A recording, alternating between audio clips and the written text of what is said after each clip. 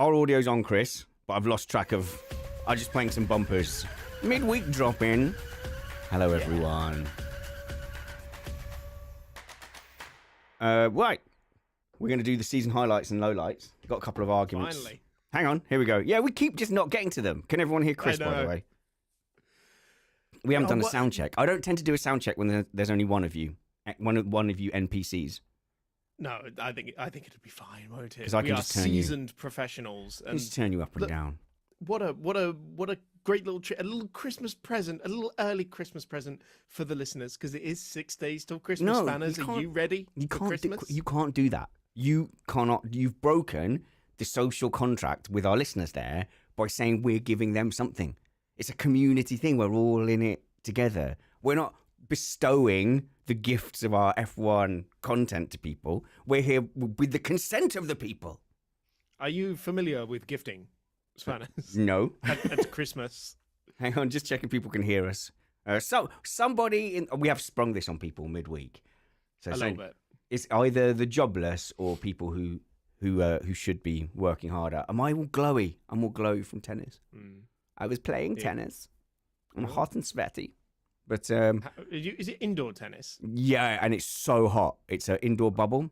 And so this is quite an interesting thing. So indoor venues struggle with condensation, right? And it's this huge dome over the top. 23 viewers.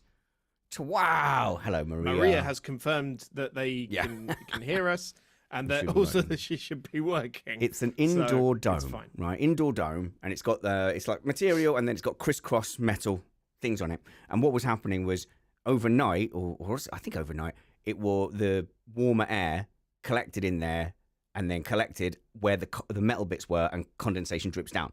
So it was every morning you'd go there and it would be wet in a crisscross where it's dripped down from the stanchion. So go-kart tracks sometimes deal with this by making it so cold that there isn't any warm air to produce condensation. So if you go to Formula Fast in Milton Keynes, it is freezing.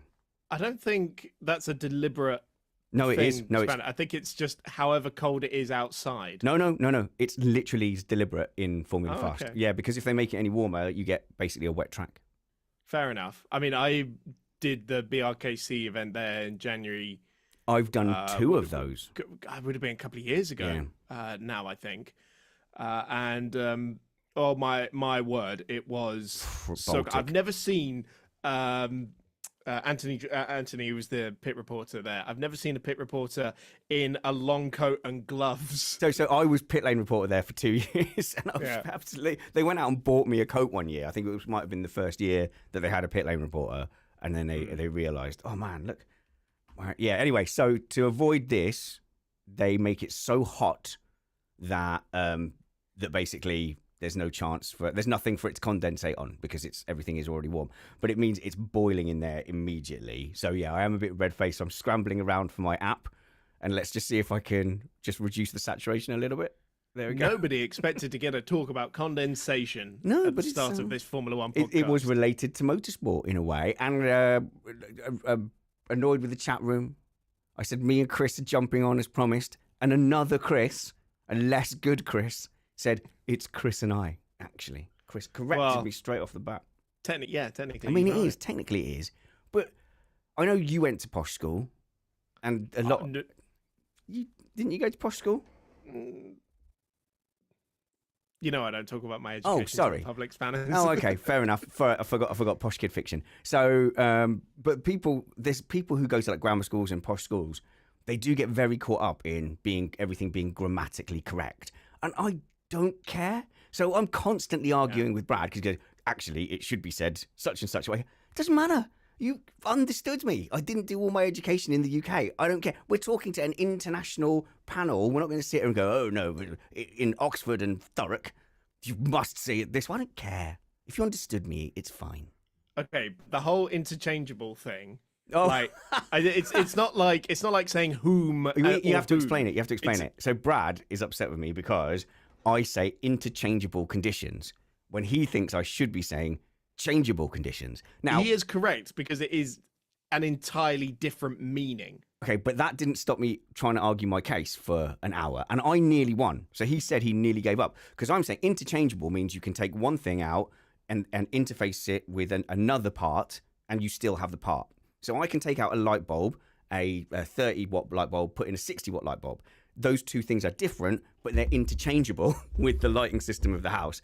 So I was arguing that you can change the conditions, you still have a Formula One race. So therefore, the conditions are interchangeable. You can change from rainy to sunny. They're interchangeable conditions.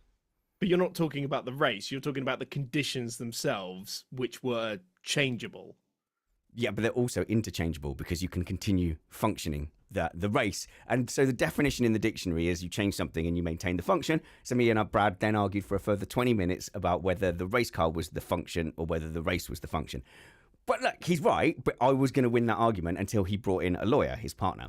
So, but he said he was going to give up until his girlfriend said, oh, no, here's the... She went all Harvey Specter on your ass. That's like if we were having like a fun little game of ping pong and I brought in a ping pong pro to go, actually, he's going to finish, Derek's going to finish my points for me now. And so he can't... No, you go to tennis next week and you bring in Andy Murray. Yeah, exactly. For your doubles set. Yeah, so, yeah, that's fun. But it's fun because Brad is constantly picking me up for those kind of things. But I don't care if it's less or fewer. I've gone out of my way to not learn when it's less or fewer. And I've gone out of my way to not learn whether you say who or whom, mostly because it winds people up. I think that stuff, it doesn't matter. Like, just, it I really agree. doesn't in this day and age. But when you're saying things that mean different things, you pull Matt up on it at the same time as well, because there's that American thing of I could care less when they mean you couldn't. I don't think less. I've ever picked anyone up. You 100% so. have. Find documentary proof of it. If I did it to be difficult, then fair enough. But generally, no, I would never bother, because I think especially if you come from a community with lots of broken English and lots of different languages, you can get less hung up on that. And also, a lot of my education is from reading, just from reading in the library. And I didn't do very well at school or was there for very long. And so very often you'll read something and you go, oh, right, okay. And then you hear it and you might not even connect the words. I promise you, I got to an embarrassingly old age thinking it was hyperbole and not hyperbole. And I remember hearing someone say it and I was like, hang on a minute, in context, does he mean hyperbole? Oh no, he said hyperbole. I was doing one of my theatre A-levels, and we had like a few extras who weren't in the A-level class. They were like in the GCSE class, just to like pad out the numbers of whatever it was we were working on. And one of these like year 11s had clearly never seen the word lingerie written out. Lingerie. He said lingerie. Good. I'm glad he got to there without hearing. There she is in a lingerie, and we kept saying, "Dude, oh, hang on, it's not lingerie." You've got one of these, you know. You've got one of these in commentary. What do you mean? In iRacing commentary on Map iRacing, where you had we had Adam Rosales fighting for a reverse grid win, and you said Adam Rosales. Hang on a minute. The names are different because you just have to guess them 90% of the time. Rosales is like Jones in Mexico. Right? What do I know about Mexico, Spanners, apart from the fact that Sergio Perez comes from there? Yeah, exactly. So you went in very Anglo.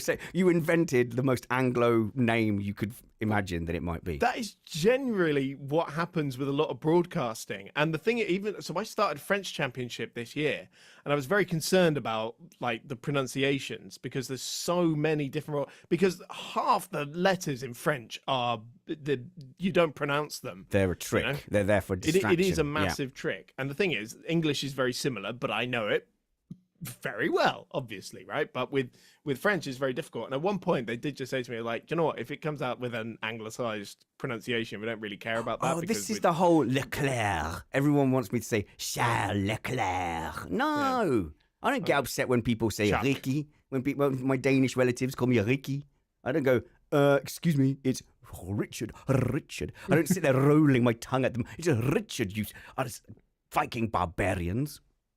Yeah. Where is it? Ricardo is another one. Remember when we all said Ricciardo for the first year of his career? He gets his own name wrong. So Like his dad, his dad is Ricciardo. Not my fault you can't pronounce your own name. Yeah, I think his dad is Ricciardo, and that's where he's got the name from.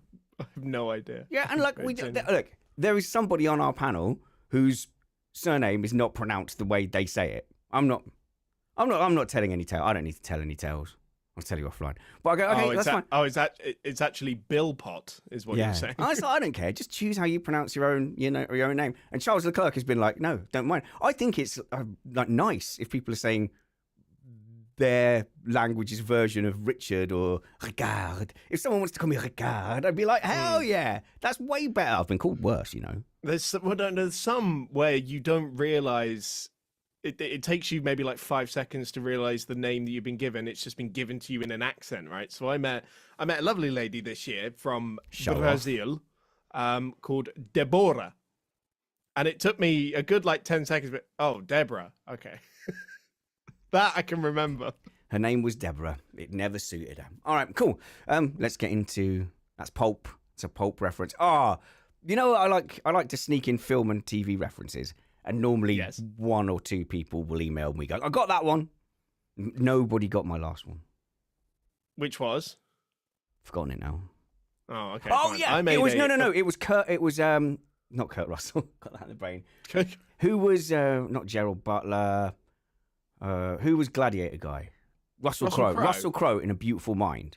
And they say, you can't solve everything with mathematics. And he goes, why not? Why can't I? And I think it's such an underrated line. No one got it. Oh. I don't remember you saying it. Do you know the film? Yeah, of course I know the film. Vision from Marvel is in it as his best friend. Yep. Mm-hmm. And isn't that Skarsgård fella in it as well? Oh, he's good. The Dane, Skarsgård. Yeah. He's fantastic. Yeah, but of course, I watched Gladiator again recently.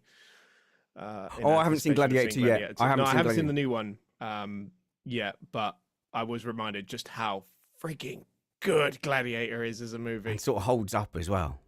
Oh, God, yeah. 100%. Man, I love Roman history. All right, I'm not going to do it on the main show. Shall I do it on the main show? Yeah, I am going to do it. No, I'm going to do it on the main show. Shut up. We're going to have that argument on the main show. And by the way, last one, right? Oh, God. No, people can correct me on my grammar and pronunciation all the time. Okay, so I'm not very good at grammar and pronunciation actually, technically. I just said there because I was thinking of the word I don't get at people who and So many people and and I'm quite good at not umming and erring. Or even if I do start doing it, I recognize it and I change it. And I'm like that everywhere. I'm like that in my life, in my interactions. But when somebody is saying, I'm not sure where, I don't sit there and go, why can't you string a sentence together, loser? Do you know what I mean? I don't do that. Yeah. But that is the equivalent of people getting at me. We go, sorry, I didn't speak English straight away out of the womb. Beg your pardon. It's my second language, by the way. In French, it is mandatory to. Is it really? Because everything, it drives me mad. We used to work in a Anglo-French team. Drove me absolutely mad. By the way, Eyal, again, I don't know if I'm saying that right. Wants to point out that Skarsgård is actually Swedish. Is he? No, he's not. Yeah, apparently. Yeah, but it's close, isn't it?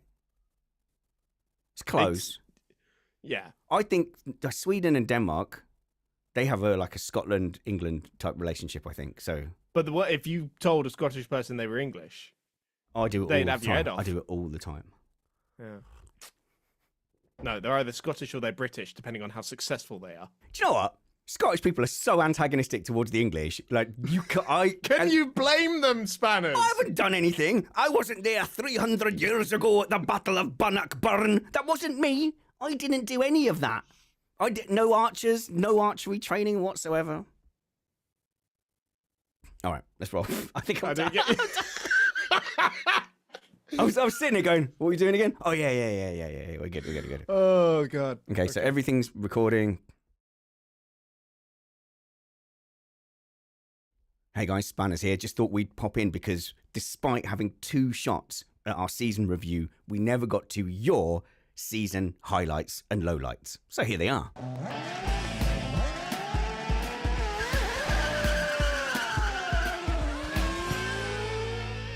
Can't do it on my own. I'm joined by Chris Stevens. Hello, Chris.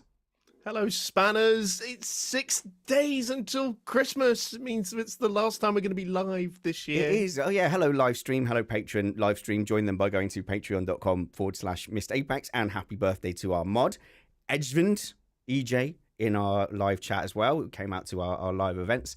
And thank you to everybody in there who's been really supporting us all of this year. And hardly anyone has left since the season has ended, which is fantastically relieving. But also, the news cycle hasn't really stopped yet, Chris. So even as we speak now, we are awaiting news that we think might happen and might break today regarding the second Red Bull seat.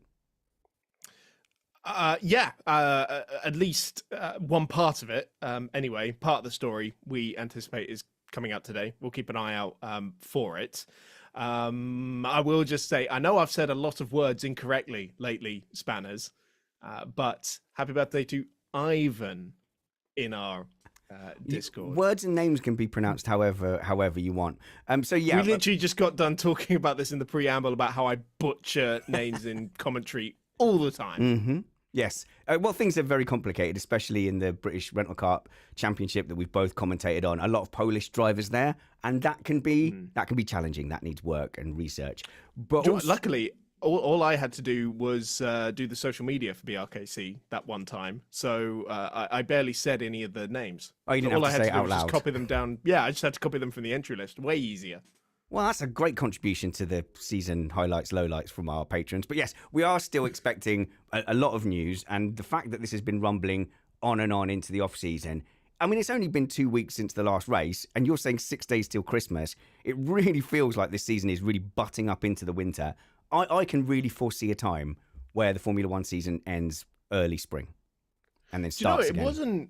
It wasn't that long ago, was it? It was only a couple of years ago where it was this time in the year where they had just wrapped up on the Abu Dhabi Grand Prix, and then we're going to spend more days doing the postseason testing as well. So I think a lot of Formula One people didn't actually come home until the 23rd or maybe even Christmas Eve. This is actually in terms of recent years a relatively early finish.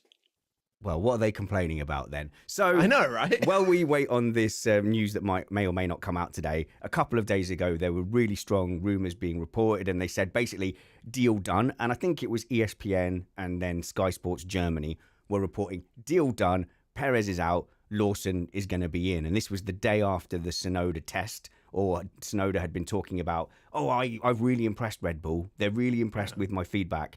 Then all this starts coming out. But then there's a wave of these so-called insider, we're connected to the sport accounts that rush out minutes after that to pretend that they're also speaking to an inside source and not that they'd read it off ESPN. So all these accounts with breaking sources close to Red Bull say deal done on Lawson. No, not sources close to Red Bull, ESPN. You read Nate Saunders says that the deal is done. Those accounts drive me nuts, Chris. Yeah, the social media journalism, it needs to be work. This is why we keep saying go to the trusted sources, and there are only a handful of them, really.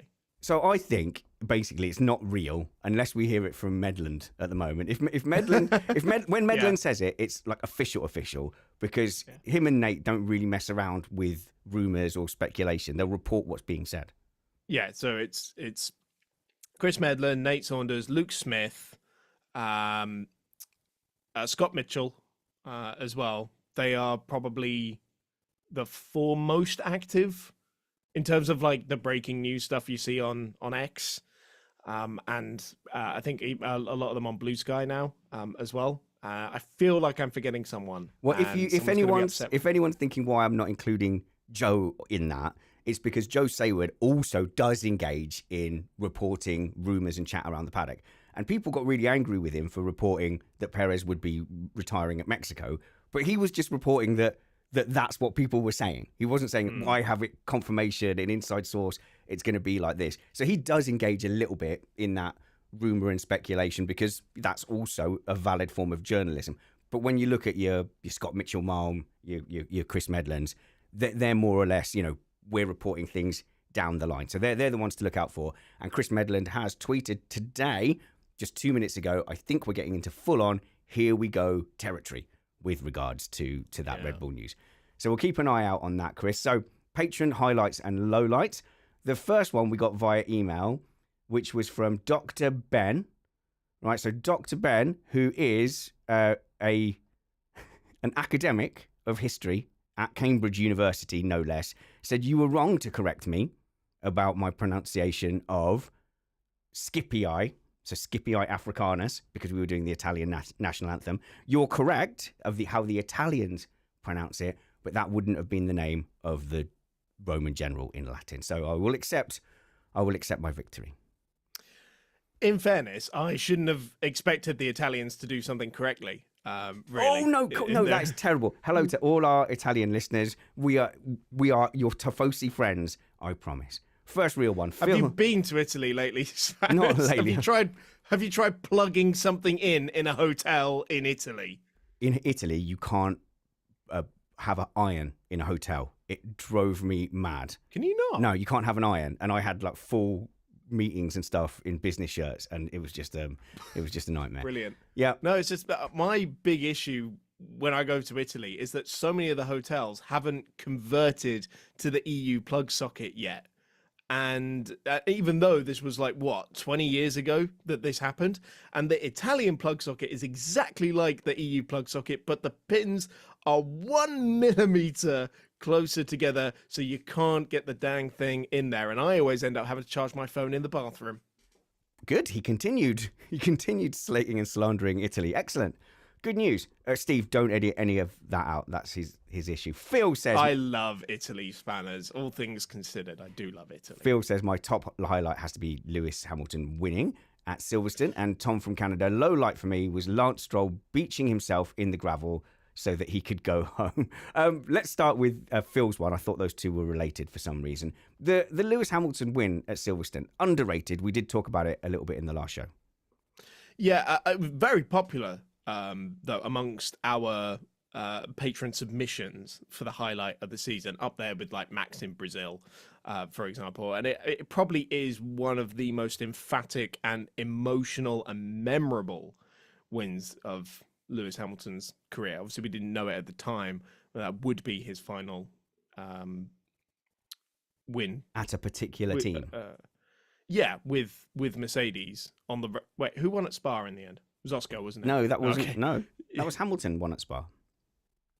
Okay, so his final win on the road, the one we actually got to see celebrated and enjoyed. Okay. Oh, sorry. Okay, well, if you want to talk about the Max one, Daz, the gardener, has also said, yeah, Lewis at Silverstone, but he also mentions Max in Brazil as a highlight. And it really was. I think that's without doubt drive of the season. Do you know what? It's the one I remember the most. I mean, I know this is a really long season, and every year at the end of the season, I get on here and I say, I don't remember anything that happened this year because it's been too many races and all this. But that is the kind of drive that's going to stick in your head for a really, really long time. Probably the best win of Max Verstappen's career, to be honest with you. Well, there's a big advantage for Max and Lewis still, I think, when it comes to changeable conditions. Yes. And they provide the most entertainment from a racing point of view. So if you look at Silverstone, it's actually a really good example. So as the conditions went into the intermediate tyre territory, suddenly Hamilton came to life. And as the rain started coming down, and I might have even said to my boy, like, this is going to be Hamilton chewing them up soon, and it's going to be once the tyres go off. So he had enough control. As the intermediate started to go off, sure enough, Hamilton's didn't, and he started pushing, and you see, oh, right, look, this is him. He's going to chew them up. This is where Lewis Hamilton really, really excels. And sure enough, he was, until what happened to make... Was there a safety car or something, or did it start drying up too quickly? I can't remember, but basically... I think it dried up. Yeah, I think it dried up. So had it continued raining or been a little wetter, you go, Hamilton's advantage would have been extended. And my big sort of annoyance there is everyone put it down to a Norris mistake going onto the wrong kind of tyre.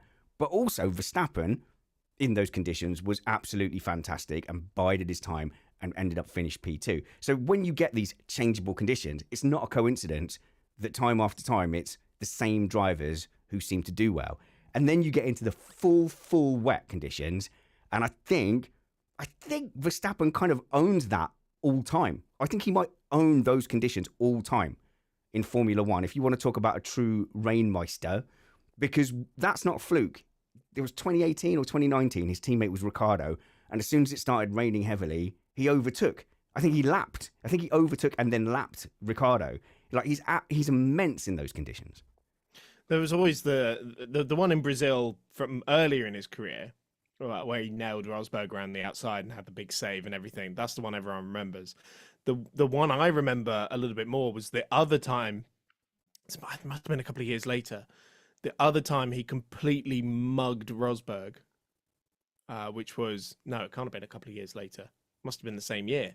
But anyway, in the middle of Maggots and Beckett's in a wet Silverstone, and just completely drove around him and sort of made him look a little bit of a chump, really, which is kind of what Max is really good at doing in those conditions, making, world champion winning drivers look like amateurs. Yeah, and that's what happened. That's what happened at Brazil, and I think that's why it's so stark, because you go, right, okay, Norris was in control of that race apart from losing off the line, but he was stalking Russell, and you go, yeah, he's stalking Russell. He's going to get past Russell eventually, and then the conditions change, and it's such a reversal of fortune.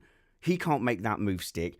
That one shot, I think you sent me Chris, you sent me a screenshot where you had Verstappen going down the inside of Gasly for the lead, and in the same shot you had Norris failing to overtake around the outside of someone else, and then going off into turn one. And it's like, that's the championship summed up in one screenshot. And Norris has a little bit of a history of struggling a little bit. I'm going to get hammered for this.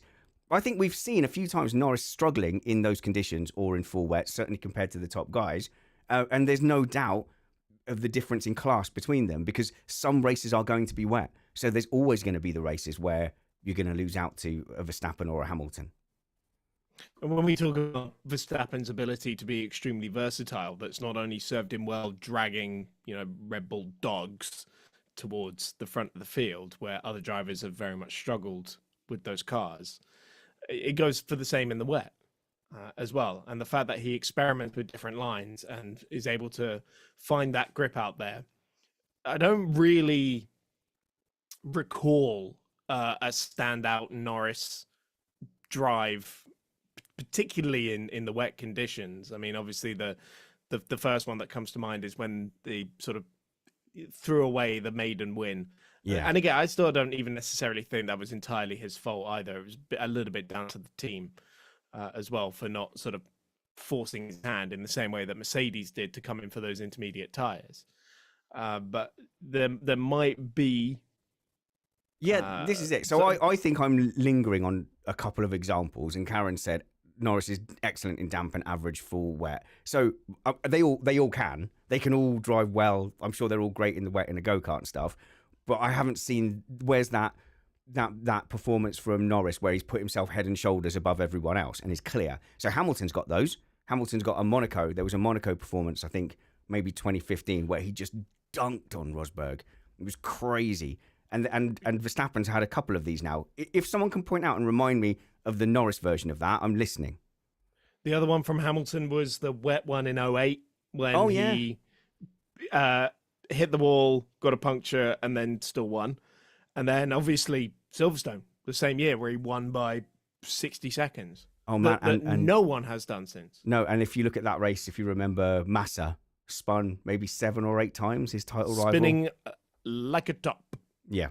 So yeah, I think there are some drivers, who have got that reputation. Schumacher had it as well, and I think there's some drivers who are clear. I'm open to this because I can feel people getting mad, but the times where it hasn't gone well for Norris in the damp at the moment are sticking out to me. So there's furious typing. I'm sure we're gonna. Charles, that's a very naughty comment. I'm not reading that out. That is mean. Yes, that is mean. If we still did a Pony Awards, that might account for it. But Daz points out it's been an excellent season. Another highlight is 7 drivers possibly in for the win every single weekend, and did we have 7 double winners as well, Chris? I think. Yeah, we did. Yeah, that's at least 2 wins for 7 different drivers, which I don't think has ever happened before. Yeah, so Mark has come up with an argument for Lando. In Spa quali, Lando was smashing everyone, although he did drop it in Eau Rouge. Well, I mean, I know the one he's talking about. He's talking about the 2021, isn't it? When Russell was on the front row and everything, and it was him and Russell, I think, with the standouts of that qualifying session, and Lando probably would have, well, at the very least, been on the podium. Especially knowing what we know how that race turned out, where they didn't do any green flag running. Did he? Is that when had he not been the car? Did he bin it at the top of Eau Rouge and Vettel stopped to make sure he was okay? Yeah. That was the one. It was, he went around quite a few times before it finally came to a rest. Yeah, but also that's the one that drives me mad for the Saudi Arabia lap for Max Verstappen, where he put it in the wall at the end, and everyone keeps raving about that. The best lap that never was. No, that's a lap where he was driving in probably a low percentage way, and if the low percentage had come off, it would have been a great lap. But in all sport, you inherently take that risk when you push to the limit. So, tennis, if you aim for the middle of the court, high percentage, you're going to get more in. If you start trying to go down the line, there's obviously a lower percentage for that. And I'm sure that's the case. That's certainly the case for me in iRacing. If I go, right, I'm going to really risk getting that last final ounce of trail braking, there's a bigger chance that I'm going to end up losing the rear. I'm just going to get that power that little bit early. There's a bigger chance I end up understeering on exit. I tend to drive at kind of 95%, get myself a nice little spot on the grid in the carbon fiber zone, and I drive high percentage. But there's a lot of people in our iRacing league that go for the maximum performance every single time. And this is what we mean by win or bin. We don't mean, it's just people who are crashy. We mean people who are pushing to the top end of their capability and knowing that is low percentage, because the dopamine of the one race where that pays off and you don't crash and you do get pole is worth the 4 or 5 races where you're not picking up results. Exactly. And I was with you on that, Matt. I never, push myself too hard. I kind of suck at qualifying on iRacing, actually. And the 95%, it's better to have some result than no result, right? But we're not like pro athletes, right? When you get to the Formula One level, I think you can't afford to give up 1%, right, of the effort. And you're almost, especially at the front of the field, and especially at a time when it was the only way to beat Max or beat Lewis when he was dominant. And that we never get an opportunity like this again. We have to give it everything. And so you do just go all in on that. And you think about that lap from Verstappen, he was doing what he needed to do in order to beat his title rival, bearing in mind how close the championship was going to be going into the next race, which was the final race. And so sometimes those decisions are justified, even if they don't necessarily come off. Absolutely. And it's I think the Americans call it a clutch moment. So in the clutch. Yeah, it's a clutch. That's from gaming, right. I think. Typically from Search and Destroy in Call of Duty, when you have to plant the explosives. Oh, right. And also when you're in the rhythm, when you've been getting those good rolls and you're in a zone, you can take more of those high percentage. But a lot of the rookies, I think, come in and are driving high percentage would be my guess. So, we've pointed at Nick de Vries. If he'd have kept it out of the wall, if he'd have stopped just having those little incidents, and they weren't massive ones, he could possibly have fought for longer in that seat. And I think, we've seen a few young drivers do that, certainly Logan Sargent. I was watching a compilation of Williams crashing. I saw the same video. Sorry, I can't credit whoever made it, but actually Albon has been in the wall and in other cars quite a lot. That snuck under my radar, I think, because Sargent was taking a lot of the heat off him. I put down as one of my lowlights of the season, actually, as Williams, because it felt like they were doing better than they actually ended up doing. Like, I was surprised when I went and double checked where they finished in the championship and with how many points. Second from last, yeah. And yes, the number of crashes has been a big factor in that as well. But didn't it just feel like they had more pace and they had more ability up at the in the midfield, whereas actually, when you look at it, they're still edging in the bottom end of that midfield. So a couple of things there. Firstly, there's a lot of goodwill towards Williams in general. And if you want to talk about our British bias, Williams are a fantastically popular team in Britain. And also, James Vowles has come in there with an air of positivity, an air of optimism. And I kind of just believe, when he talks, I just believe him. So if it's been going really well this year, no need to check the championship table, I'll say, yes, James, there's no need to check the championship table. And I think a lot of it is that. He's also set himself up as, we can just break everything, we can experiment, these years don't matter. So that's a little social contract he's made with the audience. And then the other thing is, I think a lot of the highlights have been from qualifying. So the odd good qualifying performance and then maybe not being able to hold it in the race. But if you've got drivers and a team, again, going for those lower percentage nearer the limit of your performance, you end up pushing really hard. Most of the time, it's either ending up in no points or crashes, because there's been a lot of crashes at Williams. And then the times it does pull off, everyone kind of goes, oh, look at that. That's what a great performance. And you see that peak, and then they disappear for a little while and go under the radar. So this is a theory of Brad's, where that's why everyone thought Perez was good. So he'd have a very peaky range of performance. But because he was in a Force India or a Racing Point, you didn't really notice him the times it was going wrong, and he ended up in 11th or 12th. But you noticed the podiums, you noticed the wins, and you go, this is really good. But there's probably less value to those kind of peaky performances. So here's a guess. Maybe there's a mentality at Williams that you just go out there, just give it all you've got. There's a no-blame culture. Everything's going to be fine. Just go for it, Franco. Go for it. Show them what you've got. And they've done that, and it's turned into a lot of crashes, a lot of no points, but then, ultimately, the odd flash that makes us think, there's really something here. Do you know, it's funny, because as much as I put Williams in my lowlights thing, Franco and Ollie Behrman do still make it onto my highlights. Franco is in your highlights? He is, yeah. And I know he put it in the wall and did quite a bit of damage. And then put it in the wall again. And then he put it in the wall again. But let's remember, he had no testing. He was put in at the last minute from Formula 2 and was given quite a big task to have to do. And okay, yeah, he put it in the wall a few times, but it's not like he was going to tracks with loads of runoff areas. He was doing a lot of his early Grand Prix career on Baku, which is one of the toughest street tracks on the calendar now. Vegas, no margin for error there either.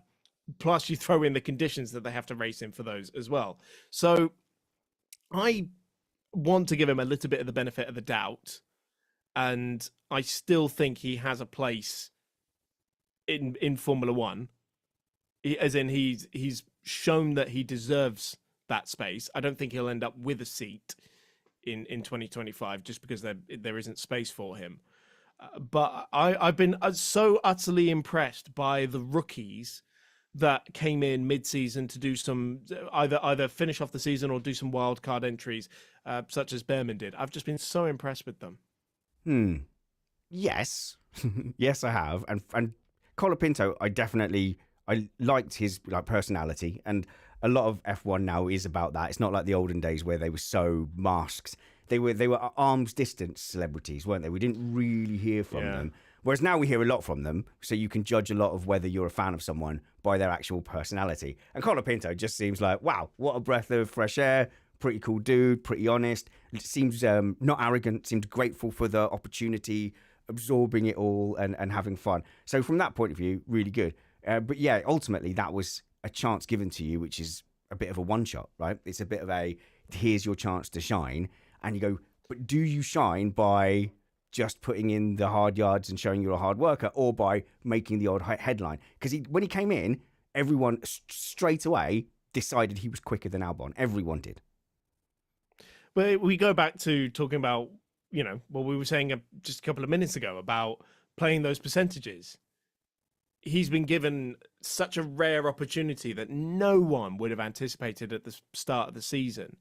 And because like no one was talking about Franco Colapinto to F1 before Sargent had made his final error, let's say, in Zandvoort, right?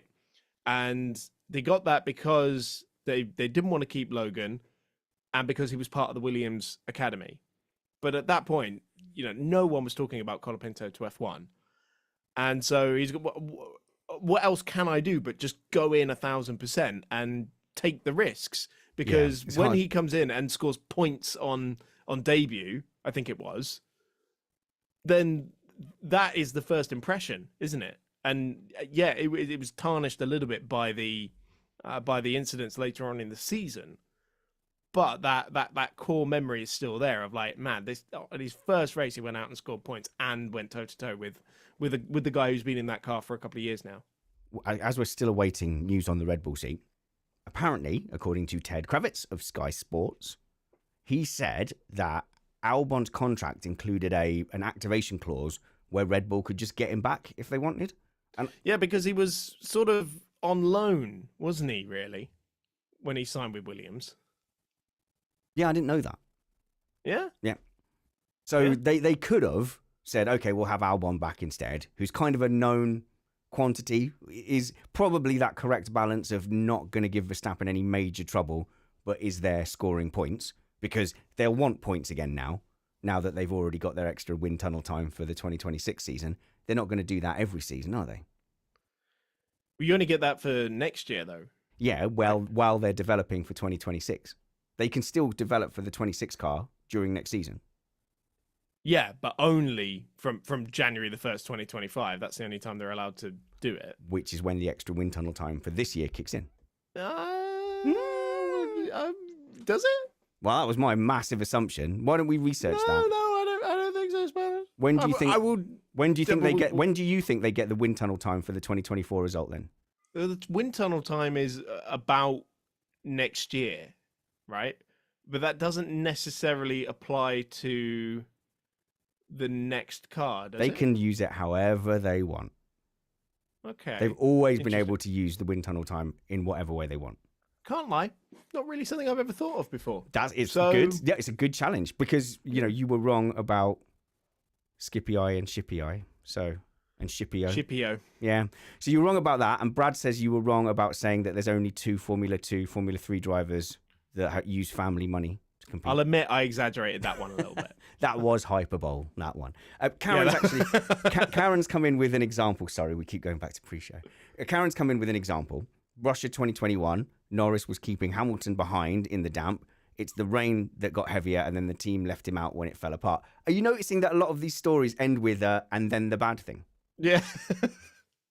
Sorry, Karen. It's a good example. It's a good example, but ultimately he made a call and it was probably a low percentage call. It was him that wanted to stay out, wasn't it? Is that where they said pit and he said no? The famous scream no down the radio and then went off track. That's that one, isn't it? That was. Do you know what? I can't remember if they told him to pit or not. Or they asked him. Sure they might have asked him, and he was like really frantic, saying no. But again, it was non-committal, wasn't it? Then again, that is a low percentage, high risk, high reward, tactic. And I think picking when to go high risk, high reward is also a key skill.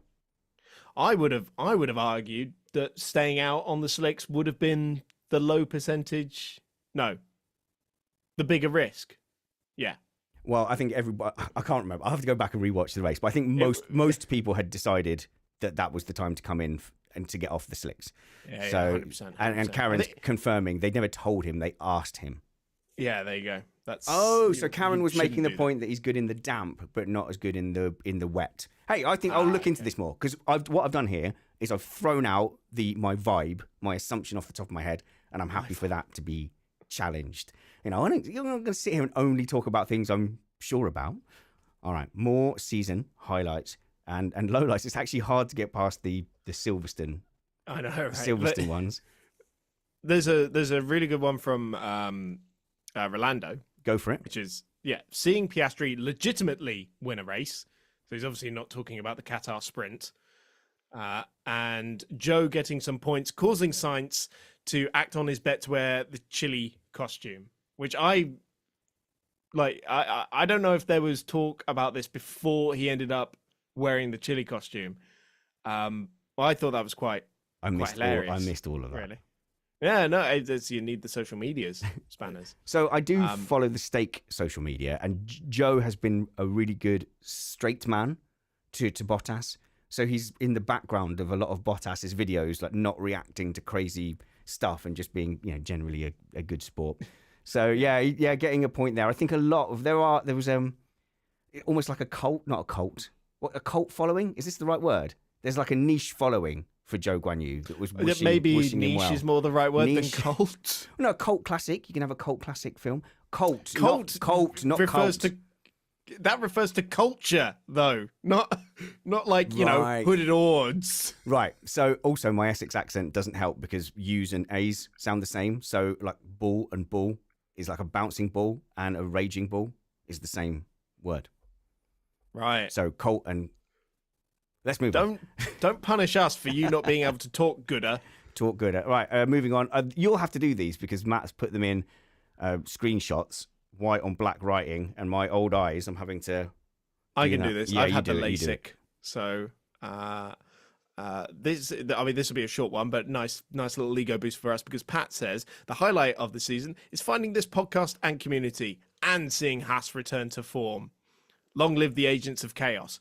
The Haas one I agree with because also in my highlights is Nico Hulkenberg finishing 11th in the World Drivers' Championship. That is stellar.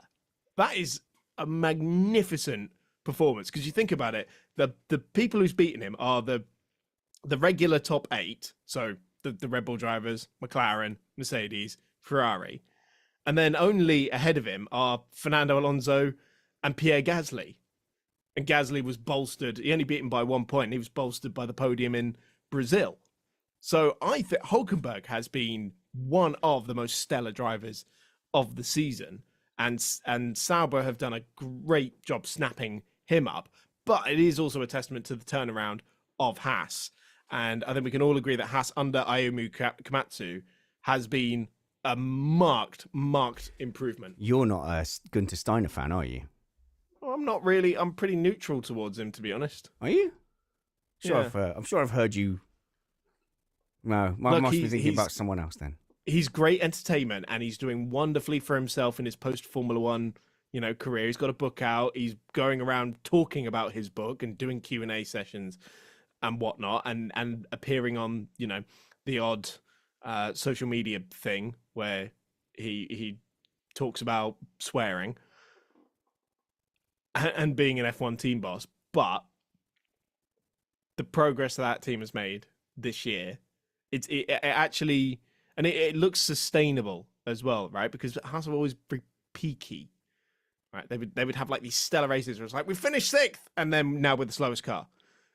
This looks more sustainable. And so it actually gives me a bit of hope about them continuing to be a very formidable force in the midfield for next year. So you started that off with Hulkenberg, and you said, well, I've always rated Hulkenberg, and it would have been great to have him, against in a top team against a top driver.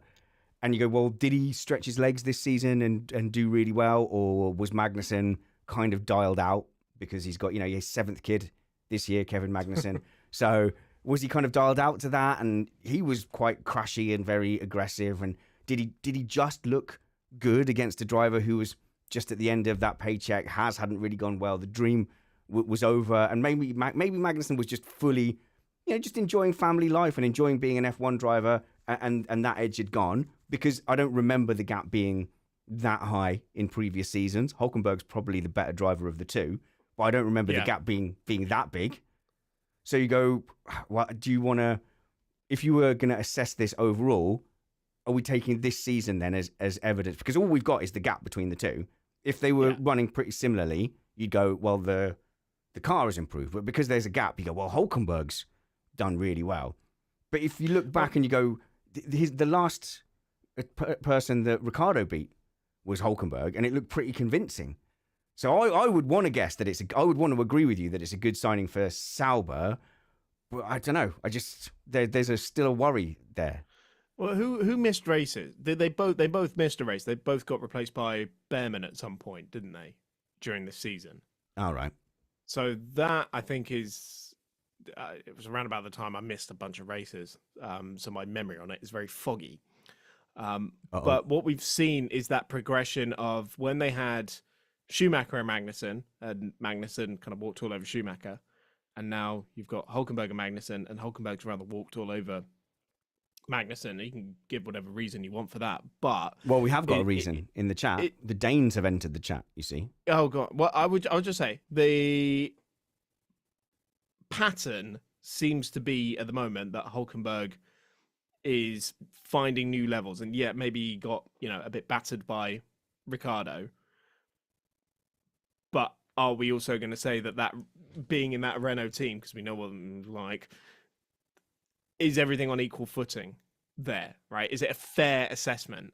All I've seen from Hulkenberg since that Renault season has been incredibly impressive, right down to him jumping into the Racing Point during the COVID affected races, and then just being like, I'm gonna come 7th in the 5th best car. Yeah, outqualified his illustrious teammate as well.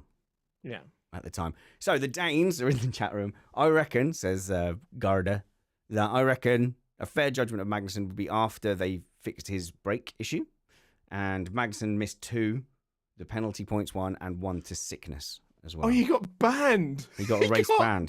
Banned. No one gets a race ban in Formula One. It's such a lax system. You basically have to do 6 punishable with penalty points offences, because they generally come in 2s, don't they? Yeah, and the only other driver in like recent history to have been banned was Romain Grosjean, and that was before the penalty points system was really like it wasn't what it is now. It was literally kind of just an after effect of the huge Spa crash that he caused, and so you're going to sit this one out, sunshine. And so it is genuinely quite impressive that he's managed to do that. All right, why don't we find another highlight for me, Chris? I've tried zooming in, but I'm still struggling. Okay, let's see. More flattery towards us. Yay. Craig Anderson, the Map NASCAR crossover episode with Juan Pablo Montoya. I think that definitely goes into your highlights. Thank you. Season. I'll just linger on that just a second, because I was scared that putting a NASCAR episode in the feed is sort of a risk, because people could go, well, this is irrelevant. What's this got to do with it? But actually, nobody complained we did it. It was extra content, so you could leave it if you want. And we did get nice feedback. Apart from the last one where I did it for the first time, I edited it video first. So a lot of the sound effects were there, the sound of the cars and everything. And some people on the audio version said that the lack of consistency was a little bit off-putting. So I will be much more aware of that next time. But yeah, I think generally it was well received, and people were happy for us to be out there. And we do have a NASCAR race penciled in our minds. And I was surprised how many people recognised the Missed Apex crew out and about at a NASCAR race. So that was really, really cool as well. So I hope you don't mind us guys doing a couple of little NASCAR drop-ins along the way. We've certainly in the past, we've had Alex Brundle on here talking about endurance racing, and he would say, like, you guys, you only focus on F1. So we did do a show which was everything that is motorsport that isn't F1. So you mean this Formula One podcast is too focused on F1? Well, the accusation is... no, we didn't create 2 new shows to accommodate 2 other major motorsport series. To be fair, why would Alex know that we have had been covering the first 4 seasons of the Formula E season anyway? But yeah, I think a lot of F1 fans can be quite focused in on F1 more than fans of other motor series. Hang on a minute, I think he just accused you of that. But at the time, you're personally too. You said to me that cars with roofs on them are gross and disgusting. Tin tops, yeah. Yeah. Scared of the rain. Like, you should go to a touring car meeting, mate. You'd love it. Great day out with the kids. But I've gone and seen WEC, and I joke about this stuff and that motorbikes are witchcraft and stuff like that. But yeah, I go to WEC. I was a big MotoGP and Superbike watcher as a kid. And yeah, I've taken the boy to 6 hours of Silverstone before. So here on Missed Apex, it's quite varied. We've got Kyle and Jules running the show over at the MotoGP, Chris and Christina doing a brilliant job on the Formula E side. And then every now and then we'll drop in with a little bit of NASCAR stuff. And anytime we can relate that and merge it to be relevant with F1, I think having Juan Pablo Montoya and Jenson Button as part of that agreement obviously helped it keep it very F1 relevant. That was quite a coup, wasn't it? I would love to do a sports car racing one where we talk about WEC, we talk about IMSA. It is just a time issue at this point, I think, really, isn't it? It's a resources issue. Definitely. Because I love it. I love sports car racing so much, and the fact that the Daytona 24 Hours is just 4 weeks away. It's like the best way to kick off the year. I'm so excited about that. I did attempt to watch Le Mans, and also I will say we've done a lot of stuff with iRacing and sim racing, which I consider to be motorsport. Right, next highlight, Chris. Very true. Yes, so I've got some more for you. Marty and Todd in Phoenix have and Todd in Phoenix have both said, watching McLaren win the Constructors' Championship, McLaren building themselves into a team that can compete for titles once again. And this is actually quite a historic moment, really, isn't it? First, Chris, and historic. This is quite a historic moment in Formula One. Their first Constructors title for 26 years, which is massive. A long time considering that for most of the 21st century, I know they had a big dip in the 2010s, but for most of the 21st century, we have considered them a front-running, race-winning team. Yes. But that also highlights some questions. So they kept talking about not being ready to fight for the Drivers' Championship. That jarred me all season.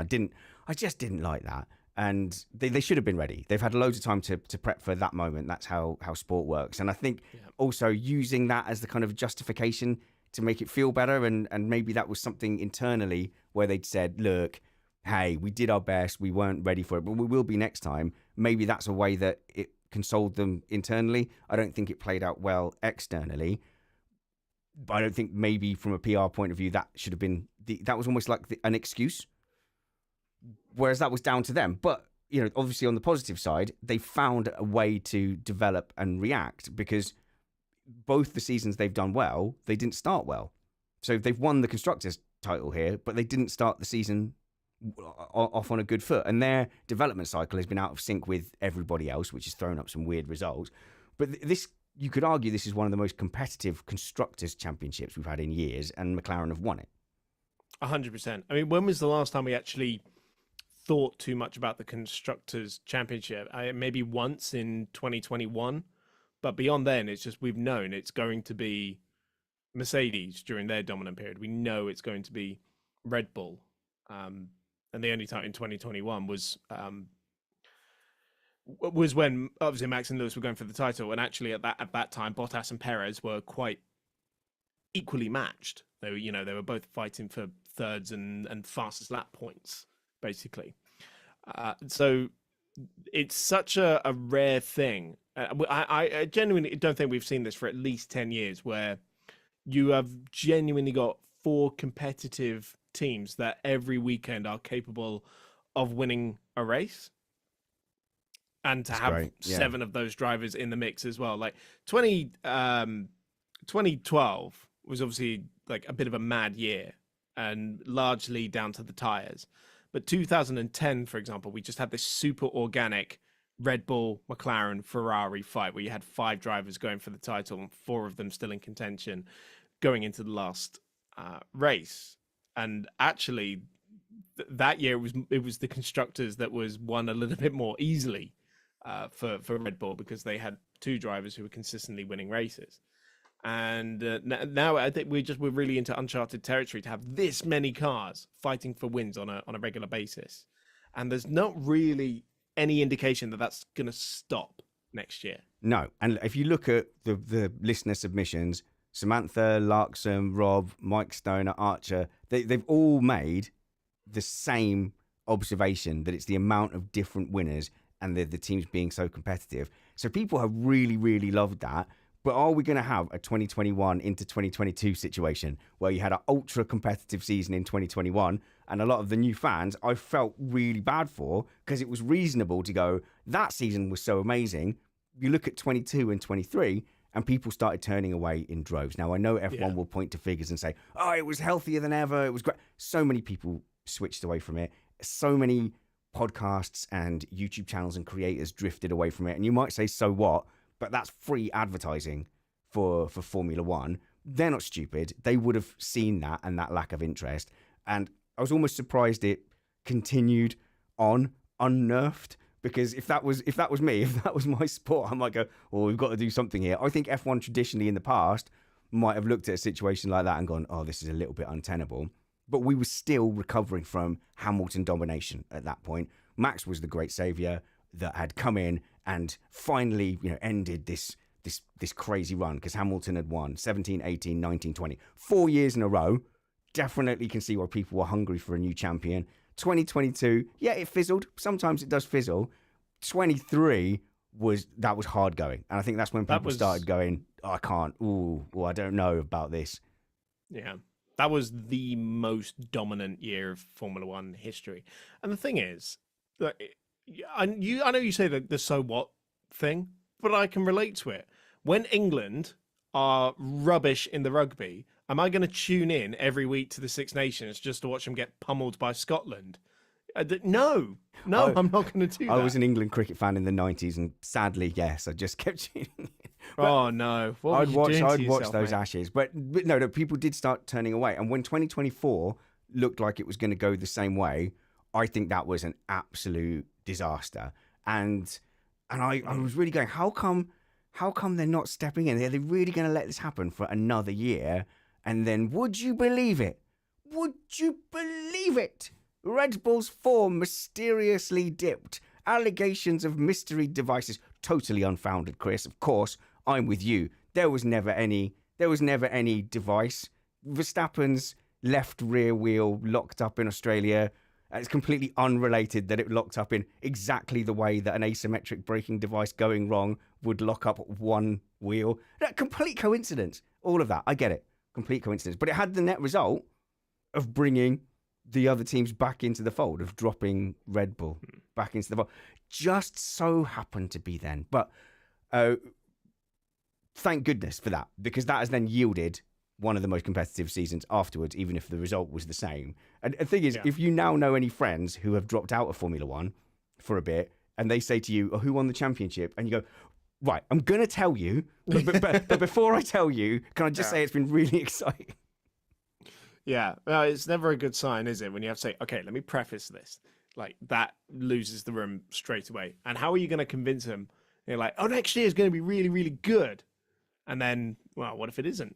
Like, we're all sat here expecting 2025 to be the greatest season of Formula One ever. It might not be. McLaren might suddenly get nerfed. Red Bull could suddenly fix the car. Mercedes might suddenly come up with something brilliant. Or Ferrari. No, okay, let's be realistic. But, like, one team could suddenly steal a march. Maybe one team is going to decide, actually, do you know what? We're willing to sacrifice the start of the next regulation cycle just to pursue this year's championship. Valid, I think. It's not a popular opinion amongst the teams, to be honest, but it is still entirely a possibility. So anyway, we don't know. Well, we hope and pray. Right, that's very negative. It's very negative, Christopher. Like, no, you're right. We need some positivity going into Christmas. Everyone's excited about next year, but what if it's rubbish? What if it's rubbish? You know what I mean? Look, I am somebody who manages expectations. I don't want you all to go to your friends and say, like, look, it's going to be the greatest thing ever, and then it turns out to be a bit of a damp squib. I really want more people tuning into Formula One. That's so negative. Like, I'm going to tell the story. If I get told off, I get told off. My wife just had like a thought that blurted out while she was talking to her friend. How long do dogs live? Like 14, 15 years? Something like that. Maybe 20. Yeah. So her friend was like, "Oh, I'll go and get my dog so you can meet my dog." So we moved back to town, and she's, "Oh yeah, it's 14." My wife was like, "Oh, 14? That's normally about the age that they live till. So, basically any minute now." Yeah. She didn't say it. I'm paraphrasing. But, you may as well just enjoy the dog. You don't have to think, well, but the dog might die next year. You've got 3 months of optimism and hope. You may as well assume, with everything in life, just assume everything's going to be brilliant until it isn't. And then when it isn't, we can complain bitterly. And when it isn't, you can go and watch some sports car racing, because that's always fun. That's always competitive. Loads of good times to be had over there. All right, quickly, because you said we don't know who's going to do well. So actually, Red Bull had been struggling a bit and haven't been the best car for a while. And I think their focus is going to be on 2026. So they're at risk. They are at risk, but they did seem to have those last few races. There was a slight upward curve, wasn't there? There seemed to be a recovery phase. They've reached the trough, and they're heading out of it. So I think they are heading in the right direction. Sure. And then you've got McLaren now, who didn't look like particularly the best team consistently, because people use the fact that the gap closed from Norris to Verstappen towards the end of the race as proof that, well, Norris was going faster at the end of the race, therefore McLaren was the faster car. So, okay, I won't revisit that argument. But they didn't stamp their authority on the being the fastest car for very long. It was a sort of a chunk of about 6 or 7 races, and they didn't actually optimize the results in that time either. But then I think we've forgotten about this mini DRS thing. So Summers and Matt are going to do a show on Sunday. I think, well, they'll probably talk about the mini DRS. But at first, they tried to say, no, it's only for the low downforce wing. And we haven't broken any rules, and we haven't been told to get rid of it. We're getting rid of it out of the goodness. We're volunteering to have a less good wing, and it's not going to make any difference anyway. So I didn't buy any of that. And then later on, they confirmed, no, it's affecting all the wings. And that affected before. I think it did affect their performance. They lost quite a bit. I think they were getting an advantage from mini DRS, from the rear wing opening outside of the regulations. So there's a bit of a question mark there, is how much of an advantage did they get throughout the season? And now you can argue, Chris, that is, well, they got away with it for a little while. They keep that advantage. That is a one way of doing it. As long as these things are being policed consistently and fairly, I don't sort of mind. You could have if that was the philosophy of F1, I don't think I'd argue too much. No, and don't get me wrong, I really enjoy innovation. I like loopholes being exploited. It's what Formula One's all about. Because the first thing they always say, the Formula One car designers do is they don't look at what the regulations say, they look at what it doesn't say, right? And that's how we get these big innovations. But it does obviously leave a question mark as to how McLaren is going to form in the long term without this. Now that it's been fully closed off in the regulations, how are they going to perform as a result of this? So there are question marks about that. There are question marks over Ferrari, as there always are going to be. Going to look so good. And for like 3 weeks, all Lewis Hamilton fans are going to, and us neutrals, are going to get super excited. Yeah, of course. Like P1 in testing, and they'll be like, that's it, number 8 is coming home. No, I was about to say it's going to be less reliable than ever testing. But 2025, we all know. Usual tricks. People are not running at full power. People are running maybe underweight. People are running with experimental kits on it. People are not pushing to the 100%. They're there to collect data, pick up what they need to know about the car, and find out what happens if we do this. What happens if we do that? What happens if we put the wheels on upside down? You know, like how does that affect the car? So obviously Australia will be the first time, but even then, yeah. No, because we start off the season with such a variety of different racetracks, don't we? And we keep saying that because these top teams are so close now, it's not necessarily about who has the fastest car. It's about who has the car most suited to this particular racetrack that we're at this weekend. Right. Who has got the fewest weaknesses. Yeah, so you've got Australia, China, Japan, Bahrain, Saudi Arabia, Miami. There's so much variety in that you're not going to be able to tell straight away. The only ones I'd say are broadly similar are China and Japan, because they're both like quite high-speed circuits with lots of high radius corners with a lot of deg. Right? They're the only ones I'd say are broadly similar. High speed, low drag. I had one more point on all of that. I think I've made it here before, but I just want to make this sort of like a early prediction. We'll do an out-and-out prediction show in January. But Mercedes are too married to this perfect conditions car. So I think if you ran every race on a flat, smooth track that suited them, they might do very well. But they seem to be like some races, they looked so good this year, but I don't think they're going to move away from that concept in 2025. Plus, I think there's a question mark on the driver lineup. Oh, right. So a little bit of feedback here. People got upset with me for a TikTok where I said Mercedes might be in trouble next year because George Russell doesn't seem to extract the Sunday pace. That is possible. And I said that Antonelli is a risk because even if he turns out to be really good, what if he has a rookie year like Piastri? Then 2025 specifically, you're not going to really see what that Mercedes car can do. Now, people got really upset because Piastri has a lot of fans and he's good and he can deliver some good weekends.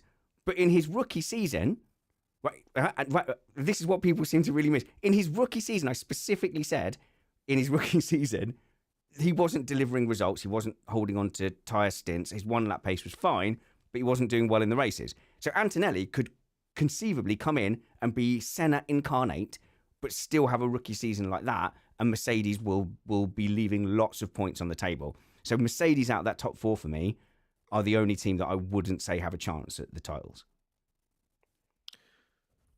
Ooh. That's...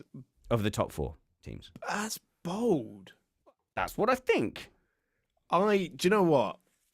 I would love nothing more than to have the Lewis Hamilton story 2.0, where Kimi just comes in and like they've nailed the car for this year, right? And Antonelli goes out there and like shows up someone like if he just nails Verstappen around the outside of turn 1 in Australia, like Lewis did to Fernando all those years ago.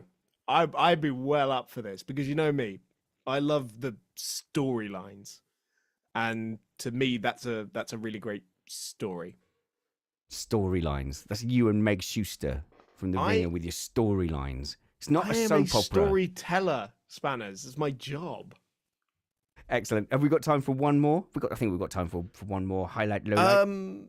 You might have to pick one out because I appear to have reached the bottom of the list. Okay, in that case, we have got Scott, who says highlight is Gasly's run at the end of the season. Now, we briefly touched on it. Right, so Ocon, I think, won the points total, didn't he? Over Gasly this season. No, Gasly was 10th in the World Drivers' Championship. And we will point out, because otherwise Matt will burn down the shed, that Ocon was running a heavier car. And I think he was also having some of the problems that Hamilton would have been running into, where the team knew he was going, and they were clearly not happy about it. I think they probably got blindsided in a similar way, and really, it seems like the relationship had broken down there. Matt is furious about how Ocon was treated this year. No, I'm sure. But can you really blame Alpine for it? When it happens so early in the season as well, you are kind of shooting yourself in the foot, though, a little bit. Like, just be like, no, we're going to screw you for the next 8 months now. And hey, if they hadn't done that, maybe they would have finished 6th in the constructors championship. Yeah, you want to keep kidding. You want to keep it. You want to keep it quiet. But look, Gasly's a driver that I've always really liked, and I've always thought like, there's going to be some point. He might end up being in the journeyman forest, but I think if he gets that top shot, I don't think he'd look out of place in a Ferrari. I don't think he'd look out of place against George Russell. I never liked sort of how he was treated at Red Bull. It just seemed like everyone had made their minds up about him like 5 minutes after he arrived. So I would love to see him have another crack at running with the top team or having a top car, whether that is with Alpine or high tech in 2026.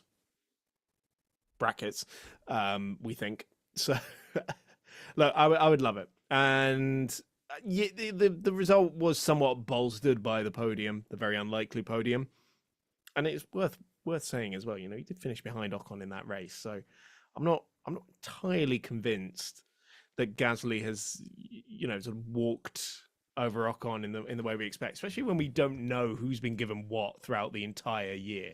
That's like true. No, we didn't do experiment on this car, and then we're going to experiment on this car, and like this one might work and this one doesn't. So it's a very unfair comparison between the two drivers. Well, that's really not going to stop us. But apparently that's true. Apparently, this is related in the terms of you don't want the team to know you're leaving until the last possible second. So you'll have gone, when that news was leaked. So Hamilton would have definitely wanted that to be kept secret for a little bit longer. Apparently, it was Carlos Sainz's dad telling Toto Wolff that move was on. So, I think you've definitely got to time it better, and you want to make those agreements towards the end of the season. So I think we've seen 2 examples of how that kicks you in the butt. Hey, look, Carlos Sainz Sr. got to, drive a 2022 Ferrari around Fiorano with his boy. So it all worked out in the end. Excellent. Chris Stevens, where can people find your stuff that you're doing right now, or are you doing nothing because it's winter?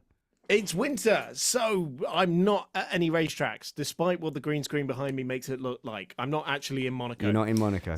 Not actually in Monaco, no. But pretty soon I'll know for certain what I'm doing in 2025. Should be doing more GT racing, more prototype racing, stuff like that. So you can follow me at Chris on Racing on the Instagrams. That's the main one. I'm on Blue Sky now. I've joined the Blue Sky Revolution. And on TikTok as well when I remember to make videos. So yeah, check me out. Don't follow me. I'm going on holiday. Sort of. I'm going to the Isle of Wight, Chris. I'm going to the Isle of Wight. I'm so sorry to hear that. I'm camping in December. My wife. Oh, that's awful. Why are you doing that? No. Why? That's just the worst possible holiday. Because we've still got the camper that we can't possibly have because we vowed we would sell that in 2022. So there's no way we still have it. And it's like 20 quid a night, isn't it? So it's hard to turn down 20 quid a night over at Airbnb or a hotel. But as a bonus, when we go there, I get to hang out with Matthew Summerfield from motorsport.com because we are such good friends that he will stop playing golf for a couple of hours briefly to come and hang out with us whenever we're on the island. But we have got a tech time, I think, with Matt and Summers coming up this Sunday. And then I'm sure we'll get something going in the holidays, and it'll just be something fun and light. But we'll do something between Christmas and New Year because I'll get bored. Spanners. What? I know. We're in the final furlong here. Right. Yeah. But Chris Medland has just tweeted, so it's official. An agreement has been reached between Red Bull and Sergio Perez to part ways with immediate effect. Wow. We got that just in time. You got it just in time. The thing is, what do we do with that breaking news? Well, nothing, because it's one of the most leaked stories of the week. Anyway, so it's been all but confirmed by everyone. So I don't know. So people have been briefing journalists. I know there'll have been embargoes going around, but those have clearly been broken. Sometimes what happens with the journalists, as you'll know, Chris, is when they're ready to make an announcement, they'll say, here is the information. However, we're announcing it at 4 or 5 or whatever. Please don't say anything about it until then. But all the people who get that embargo just WhatsApp it to their mates or whatever, and it gets leaked. That's how these things get leaked. That's how it gets done. Chris, you're giving me that as if everyone's got journalistic and integrity. Everyone's just like, send all, boom. I'm not saying nothing. Guys, guess what? And then if it gets in Spanner's desk, I used to. That's how people do, like, oh, I've got this rumor and I'm an insider or whatever. And then people would yell at me and go, you're lying, you're a scumbag. And then when it came out it was true, they would forget that they had insulted me. So I just don't do it anymore. I'm not saying my colleagues do that or I ever did that when I was a journalist. But you might be on the right track. Some of the journos have a cheeky sense of humor as well. They like stirring, the pot and sending things out, and What I will say about this is I want to get the understanding as soon as we possibly can about whether this means that the contract that Perez had for 2025 has been bought out. And Perez has decided, no, I don't want to be your TikTok star for the next 12 months. And so therefore he's going to go and do something else. Or whether, the wording of it saying that, they're parting ways would suggest that is the case. So the contract he had for next year, gone, void. And who's going to replace him? Apparently we'll find out in the coming day. All right. Well, I'm Spanners at missedapex.net if anyone fancies breaking embargoes. Oh yeah, Come we were on, wrapping break up the show, embargoes weren't with we? me. Yeah, we were trying to. I was saying, don't follow me. I'm going on holiday. But yeah, I will miss you guys too much. I will miss doing the show too much. And I'll have spent too much time with my family. So at some point between Christmas and New Year, I'll jump on as well. And then I think we'll do our predictions show in early January. That might be the first show back. We'll get Uncle Steve and Matt and whoever wants to play podcasting. Well, presumably there'll be 7 more driver announcements between now and January. Well, so the news needs to stop. I think if you're going to have time off, can we just say no F1 news can be released or leaked or rumored? Or it should be such a shameful thing to even speculate on a rumor between the 22nd of December and January 10th. That if somebody tweets a rumor, all the replies are boo, boo, we're on holiday, boo. I think that's what I can go with that. All right. I can go with that. Look, I just want to very quickly say thank you so much for watching and listening, and Merry Christmas, everyone. Thank you. Yeah, I mean, I could get all sappy like that, and I want to. I feel it all the time. That I cannot believe the amount of feedback we get, the amount of emails we get, interactions on social media, the amount of people that support us at patreon.com/MissedApex, the people who don't mind that we run ads, but you can get an ad-free feed on if you do the Patreon. You'll get an RSS link and stuff. And so everybody's been so supportive for the last 8 years. People have just wished us well. And the people who've come in and yelled at us, they've gone away.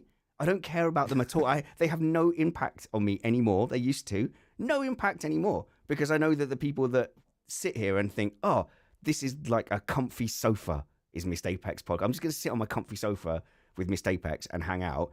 It's the most collaborative content in the world. No, it's the collaborative content with the audience that I absolutely love, and we'll get out as many live events as we can this year. And so don't stop listening. Please hang around and tell your friends that Missed Apex is fine, because we're not win or bin. We're not 100%. It's not the best Shakespearean performance week in, week out, but we're hitting to the middle of the court so that the rally can keep on going. Until we see you next, work hard, be kind, and have fun. This was Missed Apex Podcast.